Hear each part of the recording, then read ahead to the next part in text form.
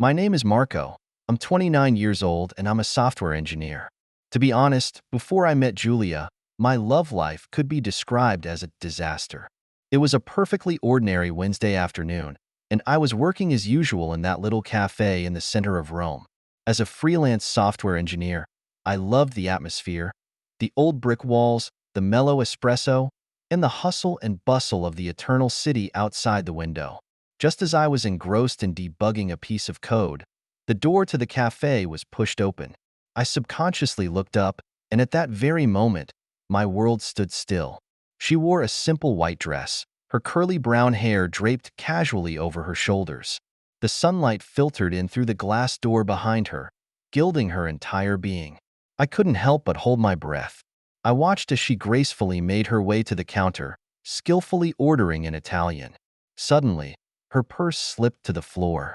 My body reacted faster than my brain, and without realizing it, I was on my feet. Your wallet, I stammered, bending down to pick up my wallet and hand it to her. Thank you, what a gentleman. She smiled and took the wallet, our fingers touching inadvertently and an electric current instantly coursing through her body. I'm Giulia, she offered her hand.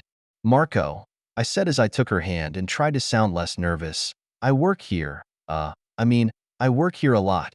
She smiled, a smile that was brighter than the July sun in Rome. I've just moved into the neighborhood and am getting acquainted. Maybe you could give me some advice? And so we sat on the terrace of the cafe and talked all afternoon. The sun poured gently down on us, church bells chimed in the distance, and the music of street performers wafted through the air. We talked about the best gelateria in Rome, the best places to watch the sunset, and our respective jobs and dreams. After that day, our relationship heated up as quickly as the heat of a Roman summer. We took selfies together in front of the Colosseum, made good wishes at the wishing fountain, and enjoyed street performers on the Spanish Steps. Every scene was as beautiful as a movie, and I even began to wonder if it was all real. One night, 3 months later, I took Giulia to the Trevi Fountain. The sound of the fountain's water, the noise of the tourists, and Giulia's expectant eyes made my heart beat faster. I took a deep breath, got down on one knee, and pulled the diamond ring I'd handpicked out of my pocket. Giulia, my voice trembled a little, will you be my wife? Tears welled up in her eyes as she nodded vigorously. Yes, Marco. I do. We embraced and kissed, and the tourists around us erupted in applause. At that moment, I felt like the happiest person in all of Rome. However, I could never have imagined that this seemingly perfect love would soon face its toughest test. Honeymoons always go by exceptionally fast. As Giulia and I walked out of Rome's Fiumicino airport with our suitcases in tow, it seemed like only yesterday we were embracing on a gondola in Venice. It's good to be home, Giulia smiled, although I'm already missing the Tuscan sunshine. I held her hand tightly and my heart was filled with happiness. However, fate always seems to like to play jokes at the most unexpected times. That night, while Giulia went to take a shower, I helped her unpack. Suddenly, her cell phone lit up. I didn't want to look at it, really, but the message just stung on the screen. Missed you, honey. How's work? F. F? Who's F? My heart suddenly hangs in the air. Maybe it's just a coworker? I tried to convince myself, but the sound of honey lingered in my mind. Over the next few days, I began to notice details that I had previously overlooked. Giulia was working more and more overtime and was always distracted. A few times, I woke up in the middle of the night to find her whispering on the phone from the balcony. I hated myself for being suspicious, but the uneasy feeling was like a vine that slowly wrapped itself around my heart. I began to fantasize about the possibilities, each more desperate than the previous. Finally, one night when Giulia was working late again, I made a decision I had sworn I would never make. I opened her laptop. The password was our engagement anniversary, which should have warmed my heart, but now it only made me more terrified. My fingers trembled on the keyboard, unsure of what exactly I was trying to find, or more specifically, afraid of finding. Nothing suspicious in the mailbox. It was all normal on social media as well. Just when I was ready to give up, I inadvertently clicked on the recycle bin. Deleted files always tell the most unforgiving truths. It was an unsent draft email addressed to Francesco. My heart sank. The first sentence was like a sharp blade. Dear Francesco, I don't know how to face Marco. I couldn't read on. The blood was roaring in my ears and the whole world seemed to be spinning. I stumbled to the bathroom and threw up into the toilet. When I finally calmed down, I realized I needed to know the whole truth. As a software engineer, I knew how to get the information I wanted. I hated what I was about to do, but I couldn't stand the feeling of being kept in the dark anymore. That night, I installed a surveillance program. The decision made me feel ashamed and scared, but I told myself it was for the sake of our marriage. What I didn't realize, however, is that sometimes the truth is harder to bear than a lie. In the coming days, I would face the biggest test of my life, and my world was about to be turned upside down. The July sun was blazing in Rome, but I was freezing inside. Honey, I'll probably be gone for 5 days on this business trip. Giulia turned back to me at the airport security checkpoint and said, I'll miss you. I barely managed a smile as I watched her disappear into the security crowd. 5 days. 5 whole days I had to face that awful truth alone. When I got home, I turned on my computer like a robot and started the damn surveillance program. The data jumping on the screen seemed to mock my naivety. The first day, nothing out of the ordinary. I almost had to convince myself it was all in my head. The next day, the clues began to show. An ambiguous text message, a late-night phone call. On the third day, my world fell apart. It was a recording of Giulia's voice and a man's. In a hotel room. Francesco, I love you. Giulia's voice was full of tenderness. But what are we going to do, Marco? Forget about him, said the man named Francesco. Let's elope, just the two of us. But your wife.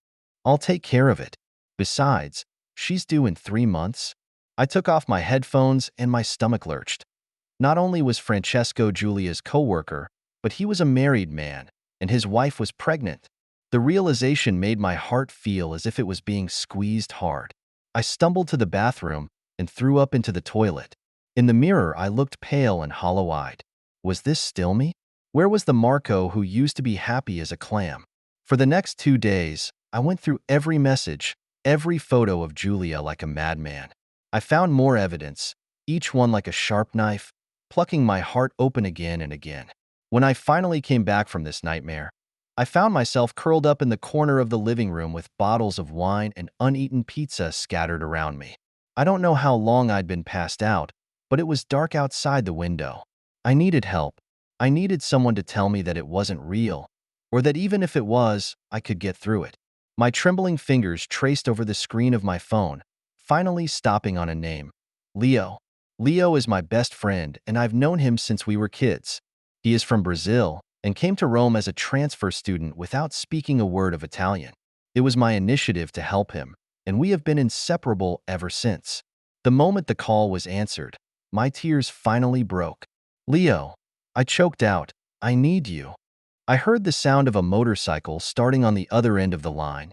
Hang in there, buddy, Leo said. I'll be right there. Hanging up the phone, I looked out the window at the night view of Rome. There was a time when this city was full of romance and hope for me. And now, it only makes me feel lonely and betrayed. I don't know what's going to happen next, but I do know that my life will never be the same again. When Leo arrives, I have to make a decision, one that could change everyone's lives. Before the sound of Leo's motorcycle engine had completely stopped, he had burst into my apartment. He froze at the sight of me curled up on the floor. Jesus, Marco, you look terrible. I laughed bitterly and tried to stand up, only to find that my legs had gone numb. Leo rushed over to help me, the coolness of the Roman night air still on him. What happened? Leo asked, concern in his eyes. I took a deep breath and felt my throat dry up to the point of smoking. Leo handed me a glass of water, and I drank it down in one gulp before starting to recount everything that had happened in the last few days. Leo listened quietly, only occasionally frowning or clenching his fists. I saw a flash of anger in his eyes when I spoke of the recording. That asshole. Leo growled lowly. And Giulia, I can't believe it. I smiled bitterly. I can't believe it either. Leo, what am I going to do? Leo stood up and paced back and forth in the small living room. I knew it was a sign that he was deep in thought. "What are your plans?" he asked finally. I shook my head. "I don't know. On one hand, I want to call and question Giulia right away, and on the other, I'm afraid to face reality." Leo was silent for a moment, then said, "Marco, do you remember when we first met?" I froze for a moment, not understanding why he suddenly brought this up. "Of course I remember," I said. "You were the Brazilian transfer student who couldn't even say hello." Leo smiled. "Yeah, and you're the Italian boy who offered to help me. And you know what? That's when I was thinking, this boy must have a kind heart." His words warmed my heart, but were then dashed by the coldness of reality. "But so what?" I said bitterly. "Kindness doesn't stop betrayal." Leo shook his head. "No, Marco, you misunderstand me. What I'm trying to say is that you've always been the brave, honorable man. Now, it's time to show that courage again." I looked up at Leo, his eyes firm and encouraging. "You're right." I slowly stood up, feeling something awaken inside me. "I can't go on like this. I need to face Giulia and face reality." Leo patted me on the shoulder. "That's the Marco I know. So, what's your plan?" I took a deep breath as a thought flashed through my mind. "I'm going to meet Giulia's parents." Leo raised his eyebrows in surprise. "Are you sure?" I nodded. "Yes." Before I confronted Giulia, I felt the need to let them know the truth. After all, they've always thought of me as their son.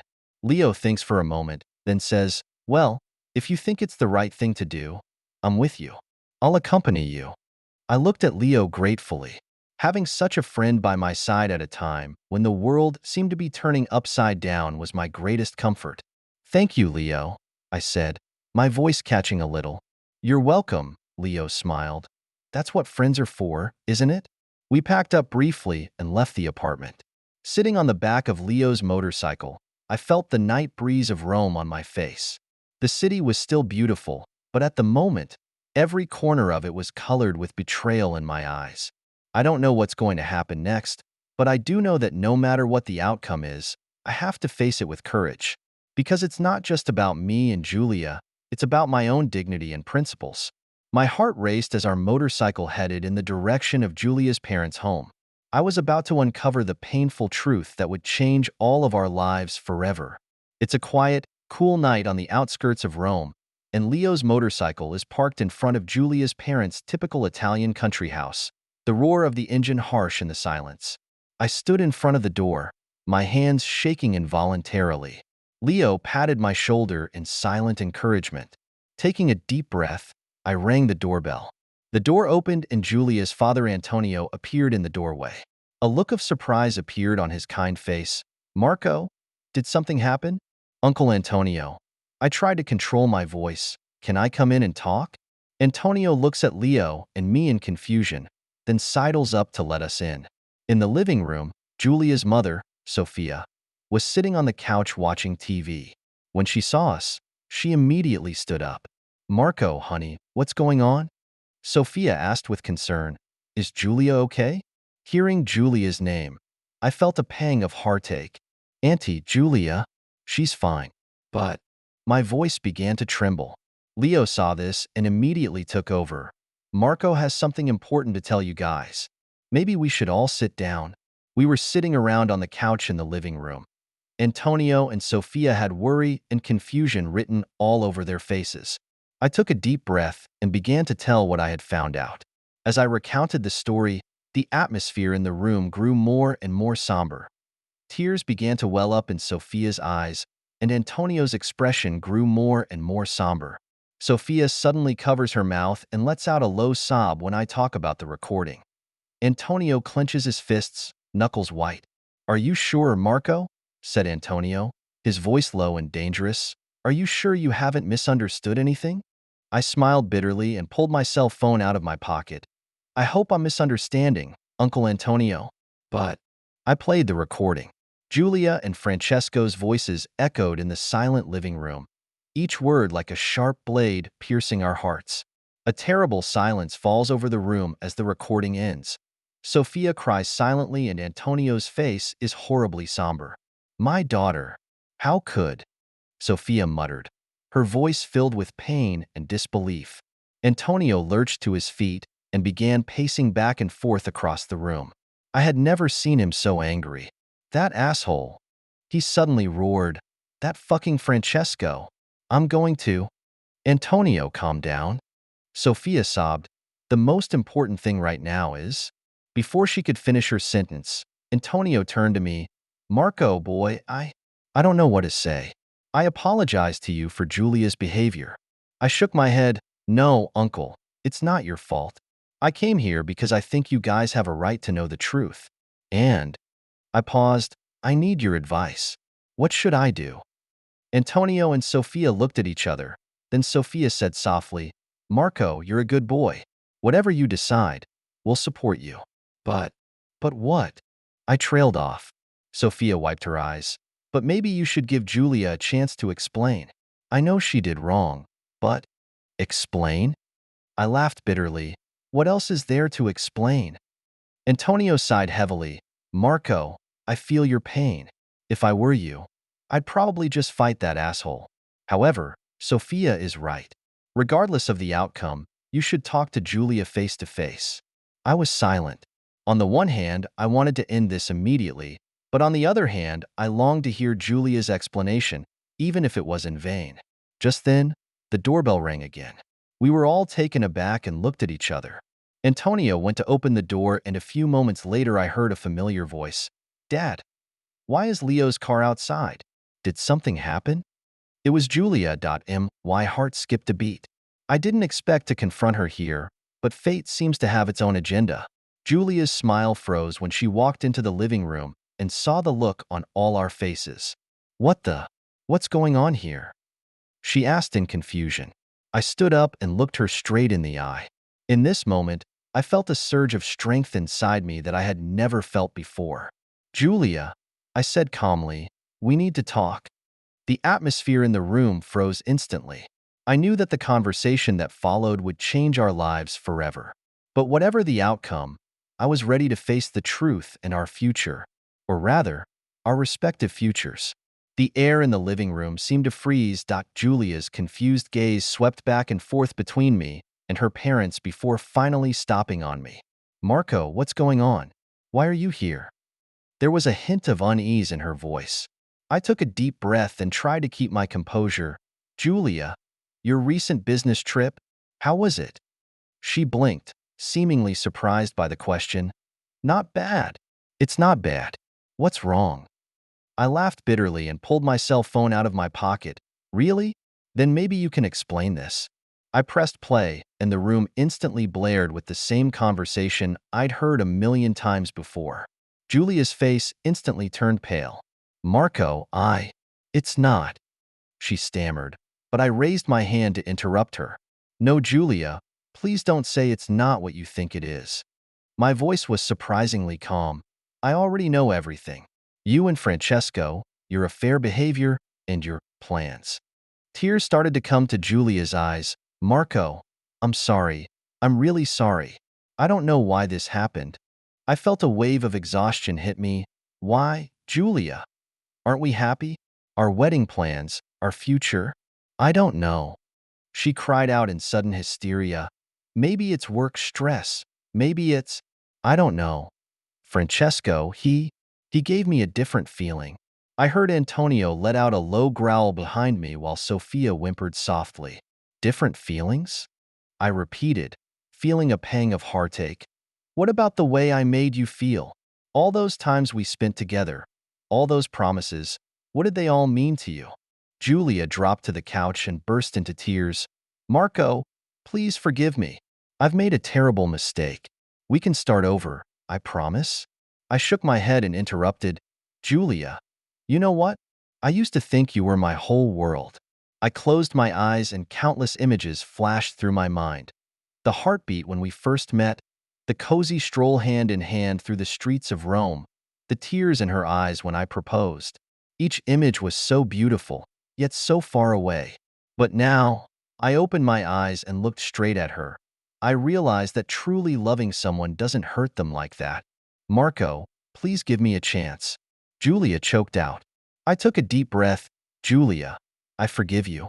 She looked up, a glimmer of hope burning in her eyes. But not to start over, I continued, but to let go. We're done. Desperation was written all over Giulia's face. No, Marco, please. I turned toward the door, feeling each step so heavy. The moment I was about to cross the threshold, I stopped and took one last look at the woman I once loved so much. I hope you find true happiness, Giulia. Goodbye. After that, I walked out of the house without looking back. Behind me came Giulia's cries and Antonio's soothing voice, but those voices were far away from me. Leo followed me without a word. As we walked over to the motorcycle, he tapped me gently on the shoulder. You okay, bro? I took a deep breath and looked out at the stars in the Roman night sky. It's not good, but I'll be fine. We mounted the motorcycle and the roar of the engine echoed through the night sky. I felt a strange sense of relief as we pulled into the streets of Rome. Yes, my heart still aches, but I know that the pain will eventually become part of my growth. Because in this eternal city, every day is a new beginning. And I, Marco, will find my way again. As the motorcycle traveled through the streets of Rome, I closed my eyes and let the night breeze brush against my face. I don't know what the future holds, but I know that no matter what, I will be brave.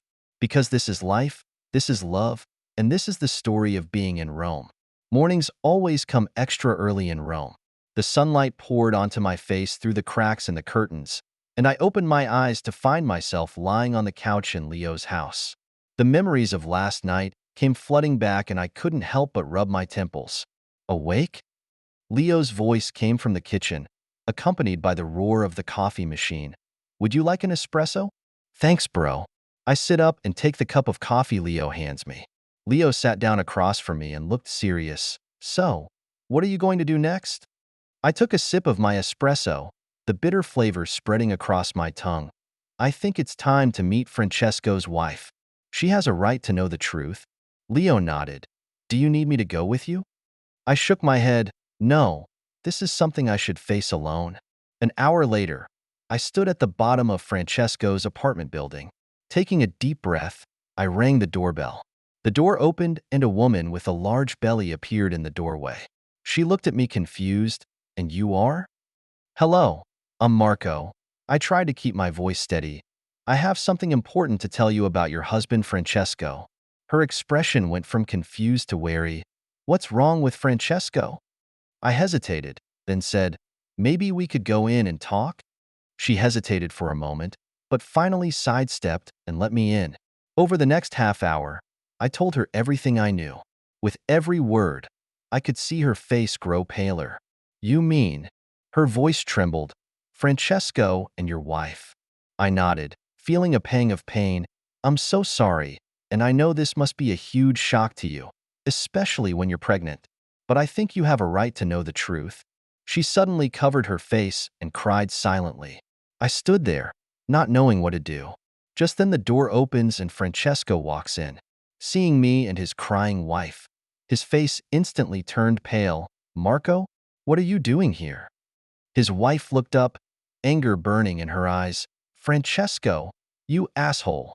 What happened next was like a blurred dream. Francesco's wife's roar, Francesco's pale defense, and me. I just stood by quietly, watching the farce unfold. Eventually, Francesco gathered up some clothes and left the house in disgrace. He tried to say something to me on his way out, but I just shook my head and signaled him to leave. Only Francesco's wife and I were left in the room. She was sitting on the couch, her eyes vacant. I'm sorry, I said softly. If you need any help? She shook her head with a bitter smile. Thank you for telling me the truth, Marco. You're a good man. I left Francesco's house feeling a strange sense of relief. The pain was still there, but I knew I had done the right thing. Walking through the streets of Rome, I looked up at the blue sky. The city was still beautiful, even though it was now full of bitter memories for me. But I know that one day I will fall in love with this city again, just as I will fall in love with life again. When I got home, I started packing up the Giulia's things. Each item evoked a memory, but I forced myself to continue. It was a ritual I had to complete in order to move forward. That night Leo visited and brought pizza and beer. We sat on the balcony and watched the night view of Rome. You know, Leo said. I'm proud of you, Marco. You're a lot stronger than I thought you were. I smiled. Thanks, bro. I don't know if I could have gotten through it without you. We clinked glasses, the foam of beer churning in our glasses. Looking at the city lights in front of me, I suddenly realized that despite all I've been through, life goes on. And I, too, will continue to move forward. Because in Rome, in the eternal city, every day is a new beginning. And I, Marco, will find a new life of my own. Summer in Rome is always long and hot. The sun pours down unchecked on the ancient buildings, and tourists linger in the streets. But for me, this summer was extraordinarily difficult. In the days following the confrontation between Giulia and Francesco, I began a life of self-imposed exile, putting off all my work and shutting myself up in my apartment, day and night. I canceled all my work and locked myself up in my apartment, day and night, and Leo came to see me from time to time, but I always excused myself. I began to frequent the bar downstairs. Alcohol seemed to be the only thing that could numb me. Every night, I would sit at the bar and drink one stiff drink after another until I was blurry with consciousness. Mario, the bartender, is starting to recognize me. Another bad day? He asks, pouring me a third glass of whiskey. I laughed bitterly and shook my head. No, it's just a shitty life. The days went by in a muddled fashion. My beard grew out, my hair was a mess, and my whole body looked unkempt. The apartment was littered with takeout containers and wine bottles, and I couldn't remember the last time I'd cleaned it. Late one night, I staggered home and suddenly tripped over the coffee table. I fell to the ground and cut my palm on broken glass. Looking at the blood on my hand, I suddenly laughed and laughed and laughed and cried. I got up and stumbled to the bathroom. The person in the mirror startled me. Haggard face, empty eyes, a complete stranger. Is this the life you want, Marco? I said to myself in the mirror. It was at that moment that I realized I couldn't go on like this.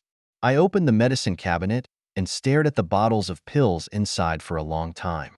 For a moment, I really wanted to, but I shook my head and closed the cabinet door.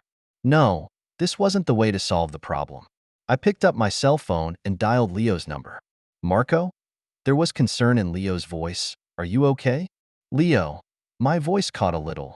I need help. Half an hour later, Leo showed up at my door. He didn't say anything when he saw how I looked. He just gave me a big hug. That night, Leo helped me clean the apartment and stayed with me all night talking. At dawn, I made a decision. I think I need professional help, I said to Leo. Do you know any good psychologists? Leo gave a pleased smile. Sure, I know a great psychiatrist. I'll make an appointment for you right away. Over the next few days, I began regular psychotherapy sessions. Each conversation was like peeling back a protective shell of myself, painful but healing. Slowly, I began to get back in touch with the sun. I began to run in the morning and re-experience the beauty of Rome. I re-cleaned my appearance, shaved off my messy beard, and got a fresh haircut. Work also started anew. I took on a new software project and devoted myself to it. The hustle and bustle made me feel fulfilled and made me forget the pain of the past for a while. One weekend a month later, Leo suggested we go on an outing. Come on, he said. It'll do you good to get out of the city for a bit. We drove to a small town outside of Rome. The sun gently poured down on the old stone paths, and the air was fragrant with olives and grapes. We found a small restaurant and ordered local specialties and a good bottle of red wine. Raising my glass, I said to Leo, "Thanks, bro. I don't know what I'd be like right now without you." Leo smiled. That's the Marco I know. Welcome back, bro.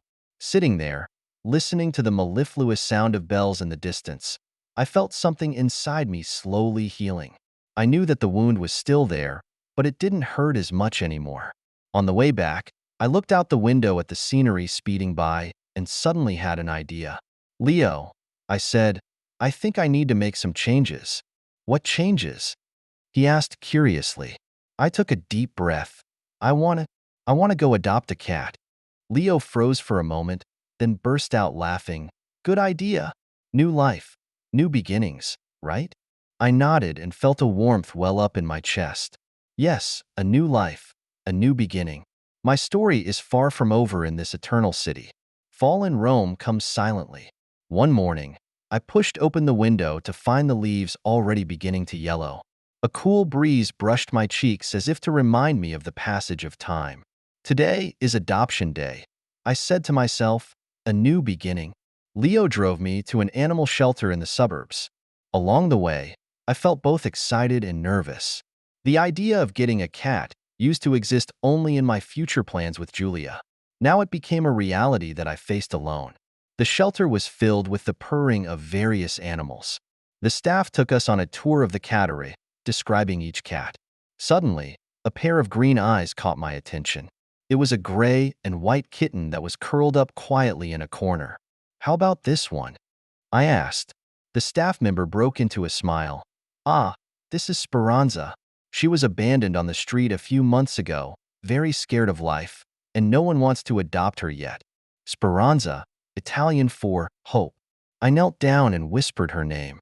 The kitten looked up at me hesitantly. "Hey, little guy," I whispered. "Want to come home with me?"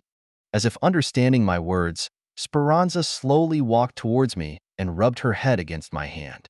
And just like that, Speranza became my new roommate. On the way home, Leo laughed and said, "Looks like you guys fell in love at first sight." I looked down at the quiet Speranza in my arms, and a warmth welled up in my heart. Yeah, maybe it's fate. The next few days brought a new focus to my life.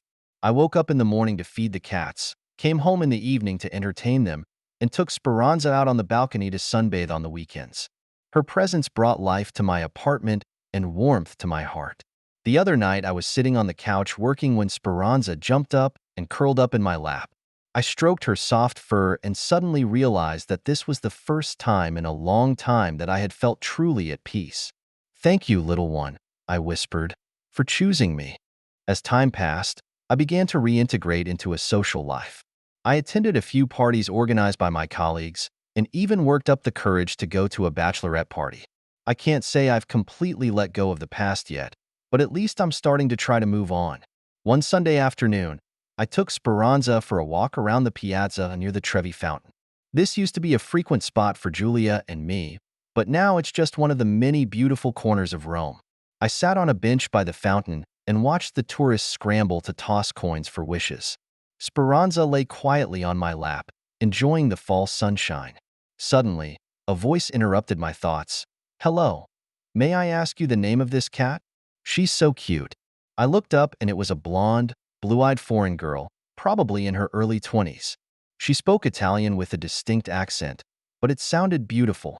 "Her name is Speranza," I replied, "which means hope." The girl's eyes lit up. "What a beautiful name. Can I touch her?" I nodded and watched as the girl carefully stroked Speranza. Surprisingly, the ever-fearful Speranza actually enjoyed her touch.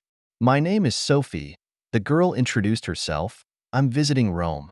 "Marco," I said, "welcome to the Eternal City." And so we chatted. Sophie is a writer who came to Rome for inspiration. We talked about the history of Rome, art, and our respective jobs. Before we knew it, the sun was sinking. "Gosh, I have to go." Sophie looked at her watch. "I have dinner reservations." She hesitated, then asked, "Marco, maybe we could have a cup of coffee together sometime? If you don't mind." I froze. This was the first time since Giulia and I had broken up that someone had made me such an offer. Instinctively, I wanted to say no, but looking into Sophie's expectant eyes, I suddenly realized that maybe it was time to give myself a chance. "Yeah," I said with a smile. "I know a great cafe right around the corner." We exchanged contact information and agreed to meet in 2 days. Watching Sophie's departing back, I looked down at Speranza and said, "Looks like we have a new friend, little one." Speranza meowed, as if in approval. As I walked home, I felt something slowly awakening inside me.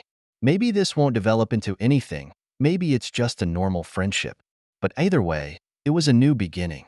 In this eternal city, amidst countless possibilities, my story continues. And this time, I face each day ahead with hope, with Speranza, and with courage. Winter in Rome came more gently than I expected. The sun is still generous, just a little more cool. The rich aroma from the street cafes tempts pedestrians to stop by. A coffee date with Sophie became a wonderful start. The day we met, The sun was shining just right, and the aroma of coffee intertwined with Sophie's smile made the whole afternoon extra bright. "So, you're a software engineer?" Sophie asked curiously. "That must be interesting." I smiled. "It may be less romantic than writing, but it has its own charm." We chatted about our work, our lives, and our feelings about Rome. And Sophie's love for the city shone through her eyes with a passion that reminded me of myself when I first arrived in Rome. "You know," I said, "you've made me see the beauty of Rome all over again." Sophie was slightly startled, then broke into a warm smile. "Let's keep exploring then." Over the next few days, we often strolled through the streets of Rome together.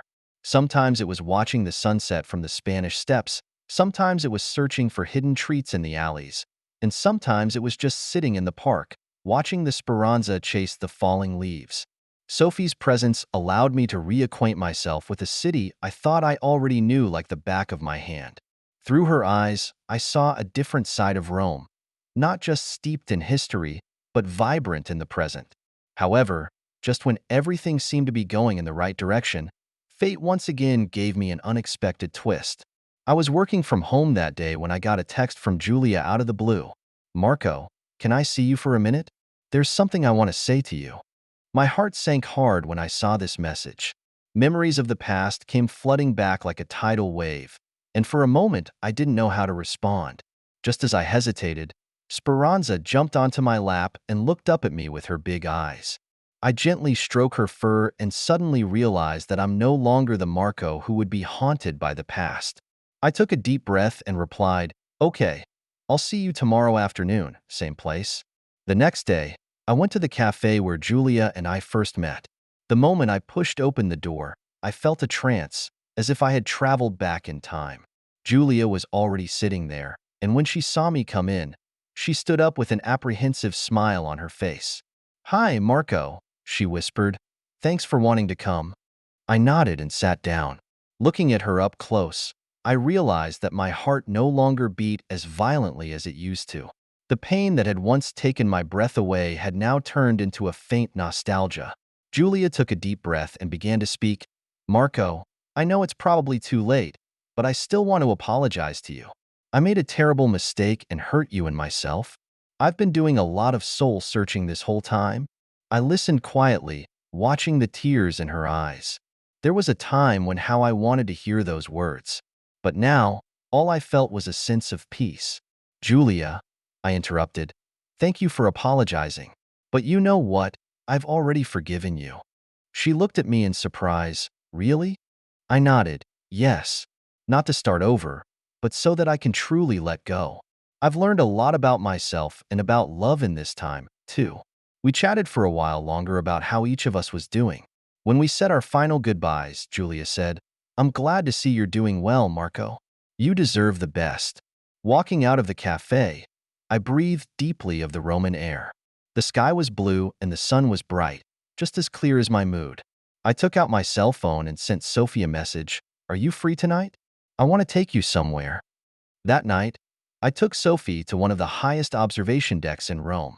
The whole city spread out beneath us, lit up like a river of stars hanging upside down. "Wow," Sophie exclaimed softly. "This is beautiful." I looked at the side of her face, lit up by the night, and a warmth welled up in me. "Sophie, thank you." She turned her head and looked at me quizzically. "Thank me for what?" "Thank you for making me fall in love with this city again," I said, "and for making me believe in love again." There was a flash of surprise in Sophie's eyes before she smiled and took my hand. We just stood there in silence, looking at Rome at our feet, at the eternal city that has witnessed countless love stories. I knew that my story continued, and this time, I had new companions, new hopes. In the night of Rome, in the company of Speranza, in the smile of Sophie, I found my own eternity. Because in this city, every day is a new beginning. Every love deserves to be cherished, and every heart, eventually, will find its home. Spring in Rome comes silently. One morning, I pushed open the window and found that the branches of the trees had sprouted new green shoots. The warmth of the sunlight on my face brings a warmth that has been missing for a long time. Speranza rubs against my feet, urging me to feed her breakfast quickly. I smiled and leaned over to stroke her fur, my heart full of satisfaction. "Well, little one," I said, "today is a special day." Yes, today marks 1 year since Sophie and I met. We've been through so much together in this year. There have been laughter, tears, fights, and reconciliations. But most importantly, we've grown together, explored the city together, and faced every challenge in life together. We arranged to meet at the cafe by the Trevi Fountain. Walking down the familiar streets, I couldn't help but think back to the year. I remember one time we went to a vineyard outside of Rome. Sophie was wearing a white dress. Walking through the vines, the sunlight casting dappled shadows on her face through the leaves, and I suddenly realized that I was in love with someone again. At that moment, I suddenly realized that I was in love with someone again. Then there was the time we gave Speranza a bath at home, and we ended up with this naughty little guy all over us. We laughed our asses off at each other's mess. The sheer joy of it was something I thought I would never experience again.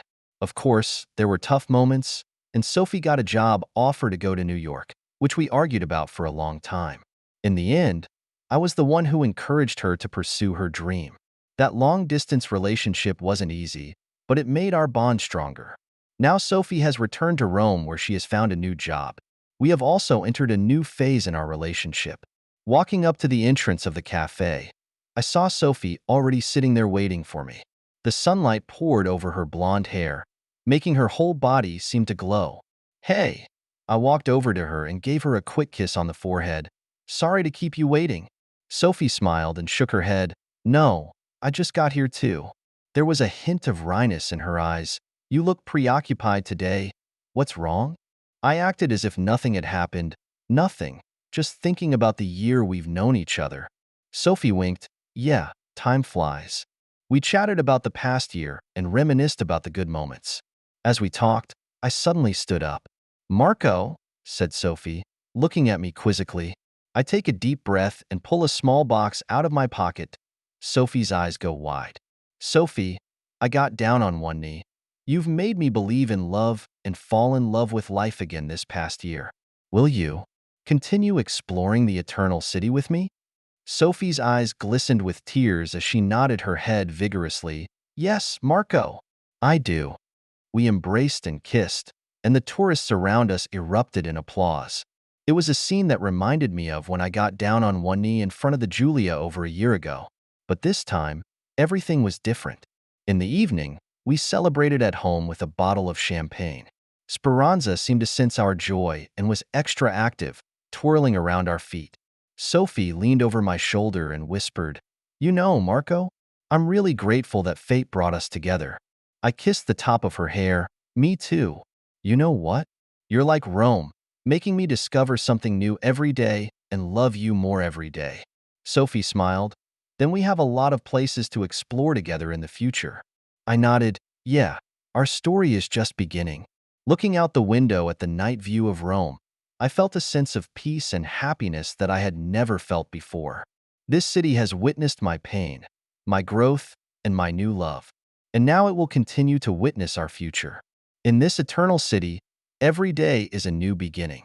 And I, Marco, have finally found my own eternity.